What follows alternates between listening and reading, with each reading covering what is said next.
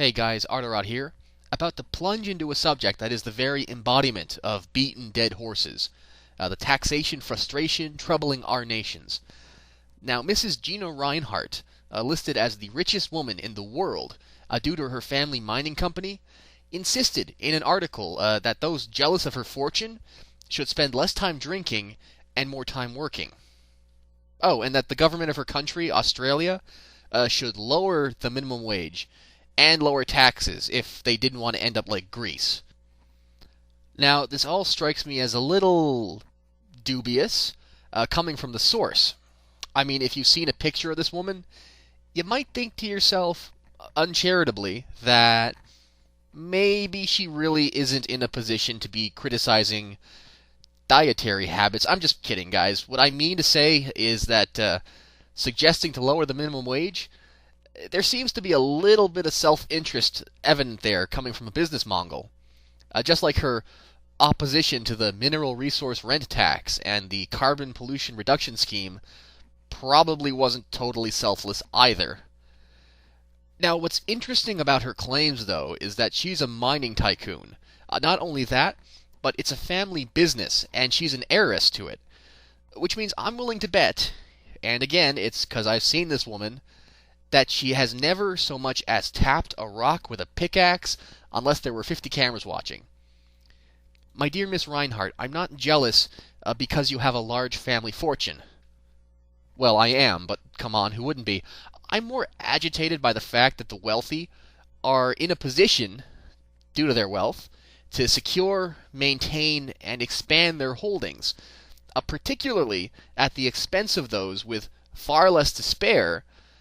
And what's more, by doing this, the ultra-rich seem to indicate that they couldn't possibly survive without... Wait, what was that number again?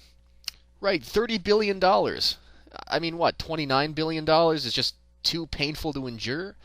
Are you worried that you'll come across that one purchase you really, really want to make, like for a small country, and you'll come up just a little bit short? Now, not all of the ultra-rich are like this.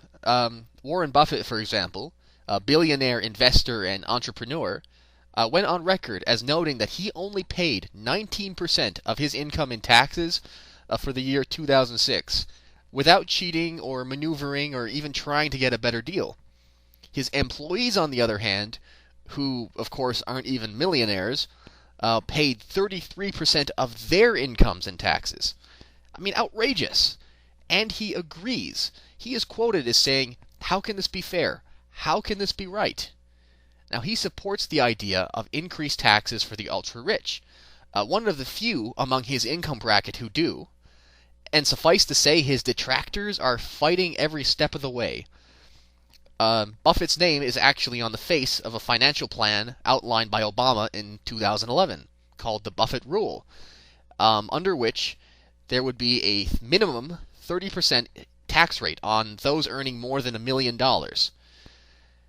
Sounds great, right? But it should be noted that almost every elected Republican has opposed this proposal, stopping it in the Senate and calling it class warfare.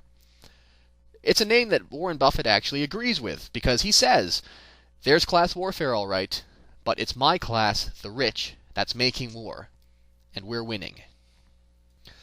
Is it just me, or does it seem that the more money you have, the more terrified you get at having it taxed? I mean, come on, Rinehart is the richest woman in the world, and she's still raising her hackles at having the piggy bank touched in bad places. No, you know what? I'm probably wrong. I'm sure the less wealthy, and indeed the poor, dislike taxes just as much as the hyper-rich. We just can't really afford to bribe people. I'm just kidding, of course. Sort of, kind of, not really.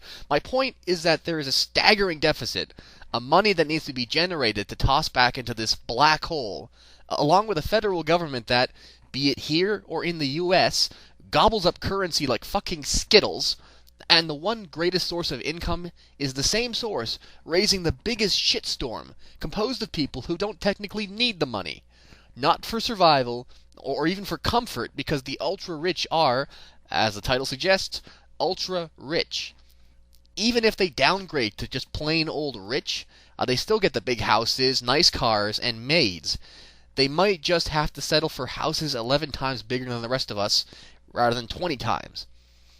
In addition, these people seem to devote their expertise, energy, and financing not on helping deal with this problem, such as by helping to organize federal government like a proper business, financially speaking, but instead on protecting what they own, many of them all but lying across the train tracks to derail the passing of laws or regulations that would negatively impact their businesses. If this was the fucking zombie apocalypse, they'd be the paranoid snipers sitting on a mountain of food, refusing to let anyone get a bite, even though it'll all spoil in a few days anyway. They don't want to use it, they just want it for just in case.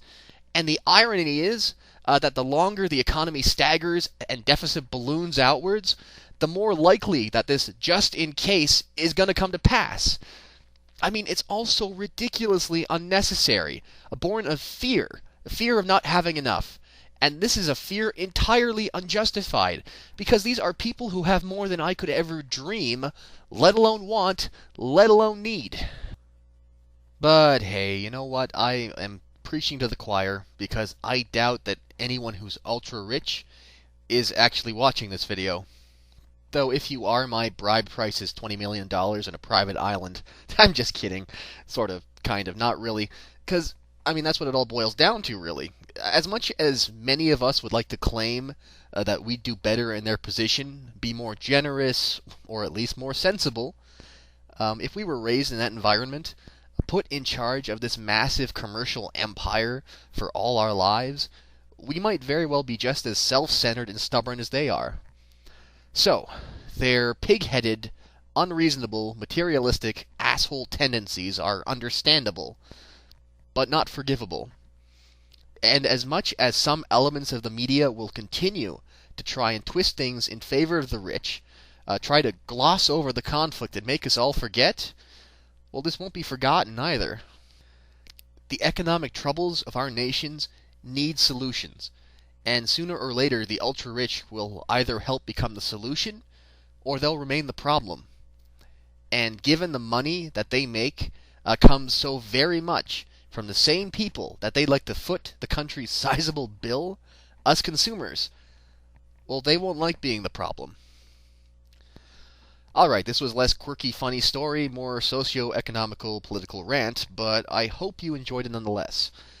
This is ArtOrAut, reminding everyone to always consider where you're putting your money, where you spend it, who you invest it in, because as much as we like to decry the ultra-rich, it's people just like us that have put them up there in the first place, and the only chance we'd ever have to force some responsibility on them is by making it profitable.